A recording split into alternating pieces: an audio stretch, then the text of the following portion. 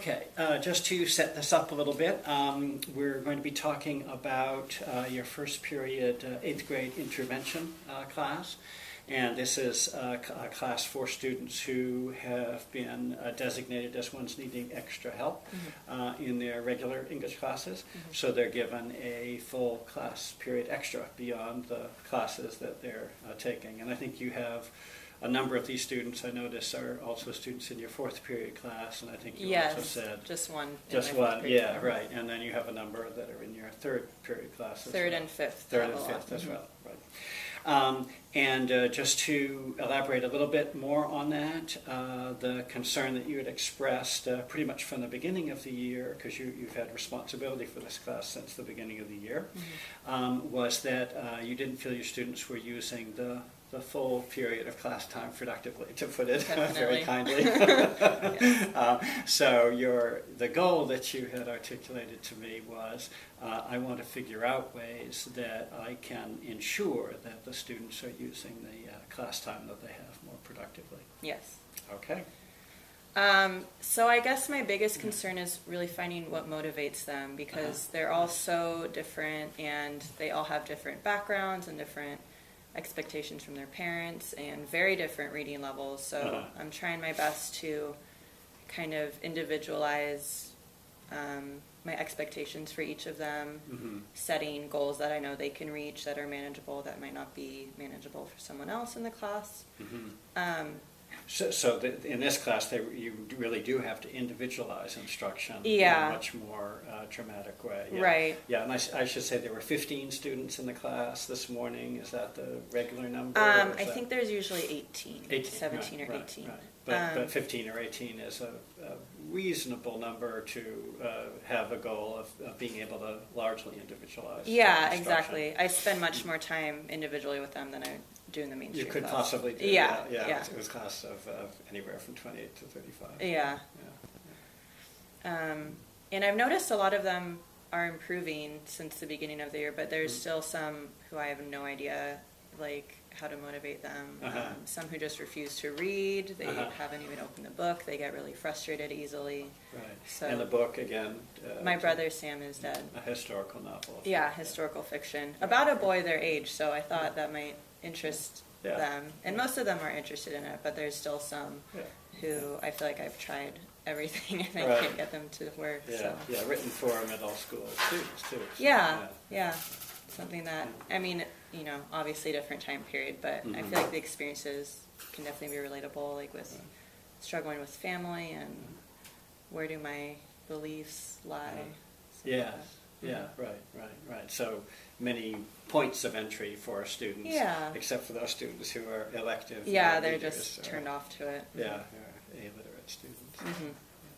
So how would you assess yourself in terms of how far you've come along on that rather quite challenging task you set for yourself in terms of learning students' motivation sufficiently so that you can provide assistance to them? For first period, we've tried a lot of different tactics. We being you and your mentor teacher? Yes, me and my mentor teacher, Colleen.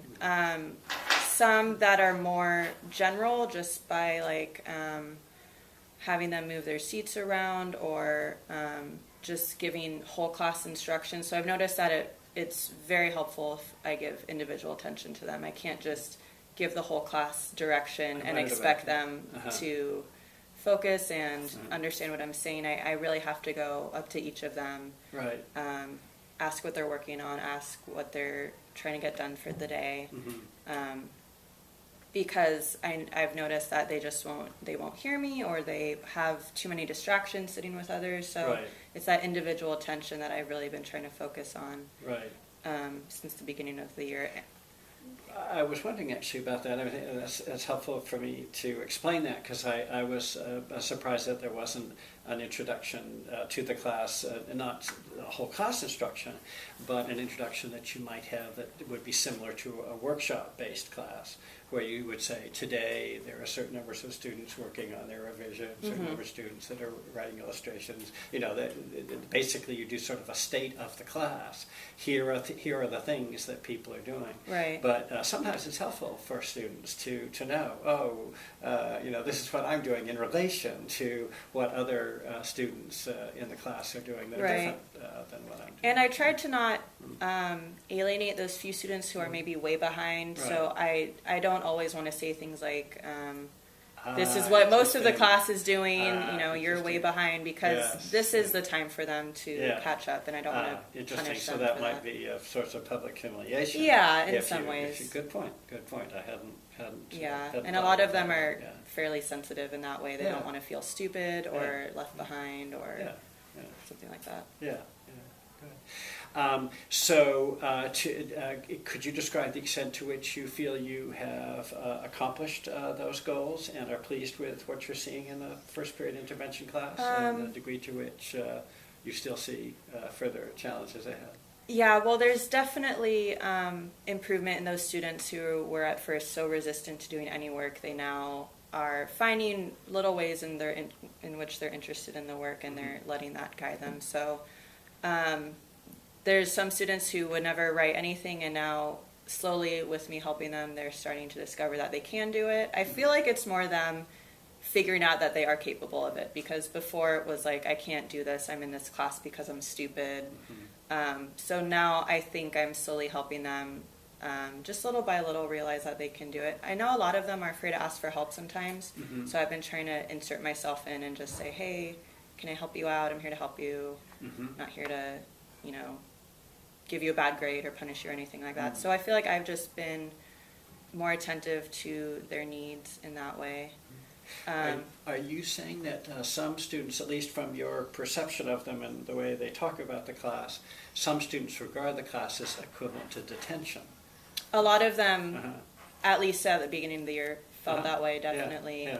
And my mentor teacher and I have tried to emphasize that that's not the purpose at all. It's more time so you can help yourself get better and stay on track with the mainstream class. But a lot of them, I feel they still feel that way because they come in here and they like, oh, this is dumb. They goof off. They want to just talk to their friends. So definitely. But the goal is to help them not feel that way. Help them feel like it's extra time for them to use to their advantage. It's like when I worked for a number of years with a mixed grade first, second, and third grade class where they had different reading groups.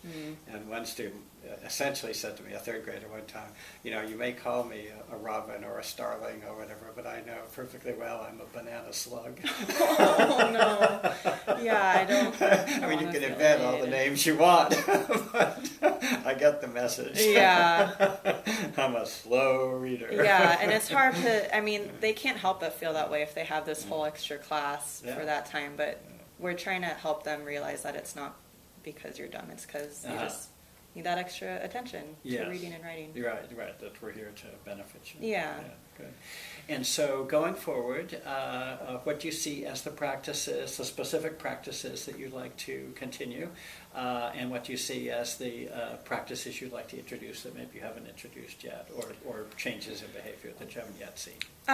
So something I want to continue with is just, or I guess something we haven't done too much of is helping them set their own goals, maybe just even for the day or the week.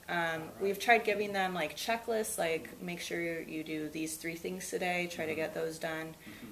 Because a lot of the time they can't self-facilitate like that. They think, oh, I'm done with this one thing, now it's like free time, and they don't realize that they have other things to do and focus on. So I guess different methods of holding them accountable.